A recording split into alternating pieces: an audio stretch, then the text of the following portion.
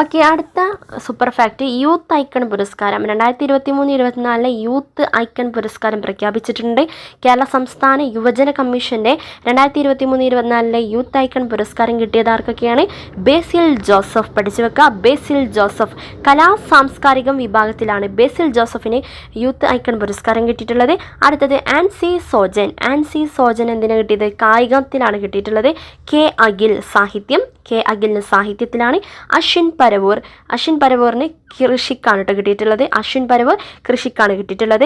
K V Sajeesh സംരംഭകത്വത്തിനാണ് കിട്ടിയിട്ടുള്ളത്. ഓർത്തിരിക്കുക, K V സജീഷിന് എന്തിനാണ് കിട്ടി? സംരംഭകത്വം. പിന്നെ അടുത്തത് ശ്രീനാഥ് ഗോപിനാഥ്, അദ്ദേഹത്തിന് എന്തിനാണ് കിട്ടിയത്? സാമൂഹിക സേവനത്തിനാണ് കിട്ടിയിട്ടുള്ളത്. അപ്പം യൂത്ത് ഐക്കണിൻ്റെ പുരസ്കാരം ബേസിൽ ജോസഫ് കലാ സാംസ്കാരികം, ആൻസി സോജൻ കായികം, കെ അഖിൽ സാഹിത്യം, അശ്വിൻ പരവൂർ കൃഷി, കെ വി സജീഷ് സംരംഭകത്വം, ശ്രീനാഥ് ഗോപി